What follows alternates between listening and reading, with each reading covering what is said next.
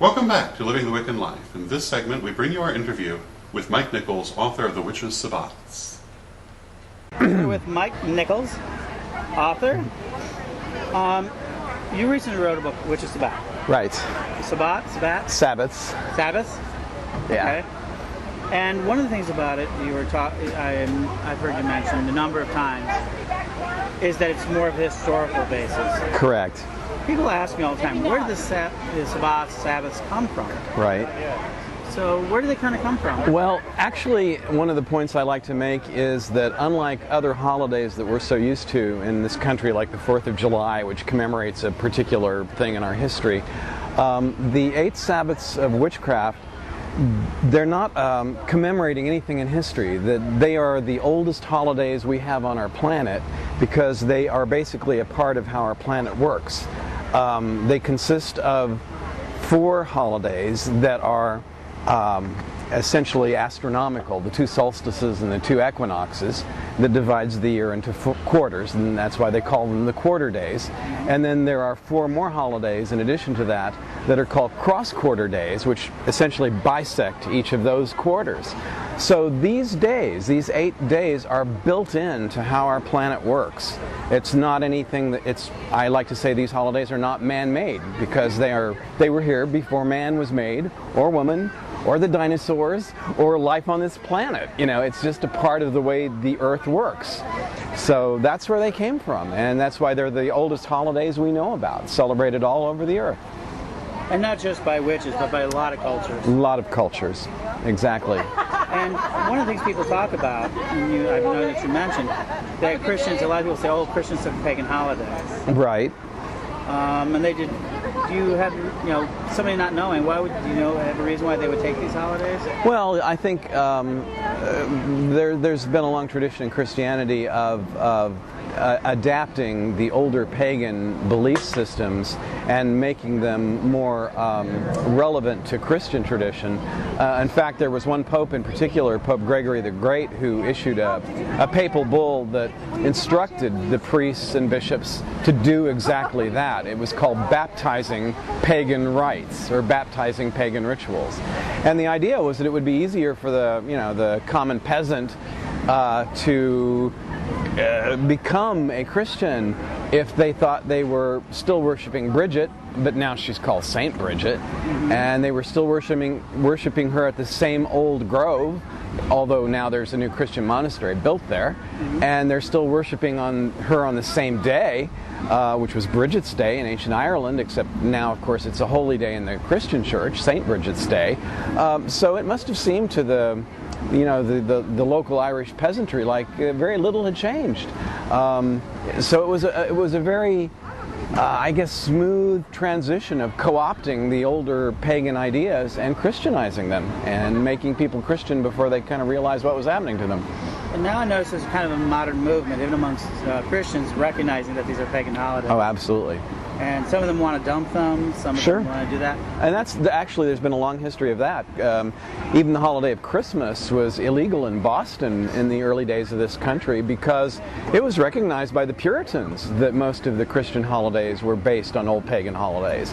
And so, like I say, Christmas itself was made illegal. If you closed your shop for Christmas Day in Boston, back when the country was new, you could be fined for it because it was supposed to be any normal. Only the Sabbath was supposed to be, a holy day in the eyes of the Puritans. So no other day was supposed to be more important than the Lord's Day, and that's one of the reasons I think. Well, I was raised a Roman Catholic, and I was always fascinated by their liturgical calendar and a lot of their rites and symbolism. And of course, people even back then would come up and tell me, well, these holidays and these rites, these rituals were pagan originally. Only they said it like it was a bad thing. And I eventually realized, these people are absolutely right, but it's not a bad thing. It's a good thing. And as I grew older, I realized that I loved the liturgy. It was basically the theology that I couldn't handle. And when I found paganism and witchcraft in my high school years, this was back in the 1960s, I just felt like I would come home. Now, That's wonderful. And now today, for you, it's 40 years later, huh? It is. And it's gotten to be, like this event, St. Louis Pagan Picnic. So it's gaining popularity. Oh, at an unbelievable pace. And Yeah. I noticed that one of the things you've mentioned before is that sometimes people lack history. Right. That's one of the big things you talk about. Can you Right. talk about a little bit why should people care about the history? Well, Especially the younger people. They go, oh, I don't need it.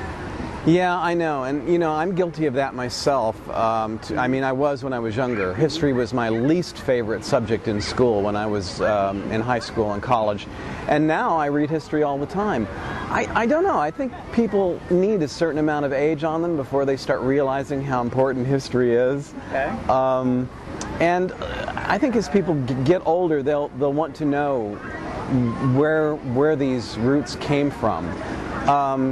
We had to fight really hard to get where we are today.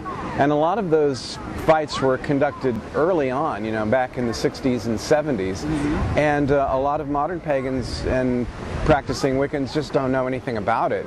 And it's a shame because it's a really exciting story and it's made possible for them to be where they are today. Because I've actually met a lot of young Wiccans who don't know who Gardner is. Yeah, I'm not surprised. I mean, that is something that we found that to be discovered to be true. I'm sure in a few years there will be pagans who don't know who Starhawk was, or Margot Adler, maybe Silver Ravenwolf. I don't know. It's growing so fast. It's hard to say. I think the one thing that a lot of us who are a little bit older, a little bit grayer, in this tradition worry about in terms of how fast we're growing is that we're growing so fast that maybe our traditions might be watered down by people who are coming into our religion and yet porting a lot of their original religious beliefs into their new belief system. So yeah, now maybe they don't celebrate Christmas, they celebrate Yule, but they celebrate it pretty much the same way. They don't go to church, they go to a coven meeting, but it's still kind of the same. It's like they've changed all the labels, but they haven't changed the underlying thinking. They haven't changed the mindset. And that's really important too. That takes work, and that's the hardest part of it to change. Mm-hmm. So it's kind of Yahweh in the dress syndrome. Yes. We've seen into that. As a person, because we do YouTube, we use a lot of modern technology to connect people. We find that a lot of people are connecting at a rapid pace. Oh, absolutely. Do you think the pagan books, writings that are coming out, because one of the complaints I get is that there are thousands of books on the market. Yeah. And that's got to be a relatively new phenomenon. It is. I can remember back again in the late 60s when I was first getting into it, almost the mark of somebody who was really truly dedicated was, how many books do you have and what's the size of your library and have you read this author and have you read that author. Gavin Frost, in fact, once said to me that the true greeting between one witch to another is not blessed be, it's have you read... And I think you're right. I think that's changing because there's so much stuff out there now, and so much of it is simply rehashing the same material over and over and over. And I find that I myself, I don't read that much anymore when I go into a bookstore because it seems like it's diminishing returns. I have to read so much more to read one new thing that I haven't read before. And now your book, getting back to your book, Witches Sabbats, is actually a relatively different book because I know there's a lot of books on the Sabbats. Right. But yours is really historical. It is. And it's something that people, I recommend it. Thank you. For a historical point of view. Do you think that there's going to be more historical books out there? Well, I hope so. I mean, those are the kind of things that I want to see. I found, one of the reviews on Amazon, I go out and read my own reviews, of course, to see what people are saying. And one of the negative reviews I had to kind of chuckle at was one person gave it a negative review and they said, there's absolutely nothing in this book that tells me what to do for my ritual for a particular Sabbat. And I'm thinking, right, exactly right, because that's not what I intended when I wrote the book. There are lots of other books out there that do exactly that. But what I wanted to write was a book that talked about the folklore and the mythology behind each of the Sabbats. And if you read into that and read into that deeply. And I'm kind of known for a writing style that's very concise. I pack a lot of information into a very small amount of space. If people digest that, they'll come up with their own ways of celebrating the Sabbats and incorporating that folklore and that mythology into their rites. One last question. Sure. Other than your book, right, which I recommend, what would you recommend to somebody who's just starting out? Or do you have a book that you would recommend? I do, but I'm going to have to look around and see if any of my fellow pagan authors are around here before I say that. Here. Nobody's here. Good, I can say this. It'll still get out, and I'll still catch flack for it. Of course. One of my recommendations is to walk right past the New Age section in the bookstores, walk right past the Wiccan writers, and that would include myself, and go to the folklore section, and go to sections on comparative mythology and religion, and check out some of the old classics. One of the things I say about my book to people, which is everybody cracks up when somebody says, "Hey, you've got a book out." I go, "Yeah, read the bibliography. It'll blow you away." And it really does, because most of the books listed in my bibliography are not my peer writers, but they're books that were published in the late 1800s by some of the British folklorists, and they were some of the great classics in this area. That was the golden age of British folklore, and these people studied the holidays deeper and better than anybody has today, and nobody knows it. Go to your libraries and look up those old musty books on the library shelves. That's what I did, and you'll learn far more than you will by reading most modern Wiccan authors. I'm sorry to say, but that's the way it goes. Okay.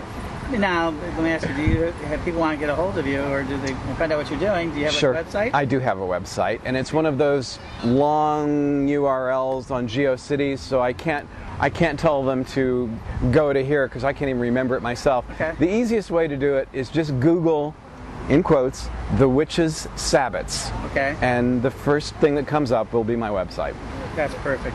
Well, thank you very much. Oh, you're very welcome. Blessed be. Blessed be. I hope that you enjoyed this, our 50th episode, and you'll join us again next week for our 51st episode. It's been our great pleasure to bring you these 50 episodes featuring interviews with people like Selena Fox, Raymond Buckland, the Honorable Olivia Robertson, and many others. And I hope that you'll join us in the weeks to come as we bring you many more fascinating people and many more fascinating events in this, our pagan community.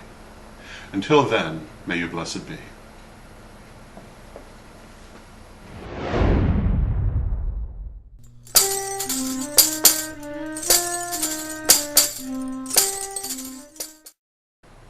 Can you name the traditional use of a bezoar stone? What about the twin brothers of Helen of Troy, after whom the constellation of Gemini is named? Or the Elizabethan doctor who pioneered Enochian magic? These and many other questions will be asked and answered at the Great Wizards and Witches Trivia Tournament at the St. Louis Pagan Picnic June 13th and 14th. Come out and join the fun and meet me and Oberon Zell. But let's leave the hat for Oberon.